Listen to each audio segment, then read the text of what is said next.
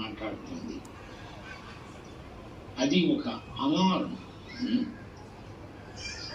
మనస్సాక్షి నీకు అలారం మోగించిందంటే అర్థమైందంటే జాగ్రత్త, ఈ పని నీవు చేయకూడదు, ఇది సరైంది, ఇది కాదు అని మనస్సాక్షి చెప్తుంది. కానీ దొంగలు ఉన్నారనుకోండి, దొంగోడు వాడి మనస్సాక్షి వాడికి దొంగతనం చెడ్డదని చెప్పదు. ఎందుకంటే వాడి మనస్సాక్షిని వాడు అలా ట్రైనప్ చేసుకున్నాడు.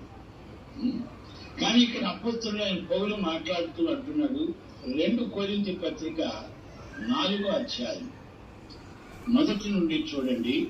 ఈ పరిచర్య పొందినందున కరుణించబడిన వారమై మేము అధైర్యపడము అంటున్నాడు.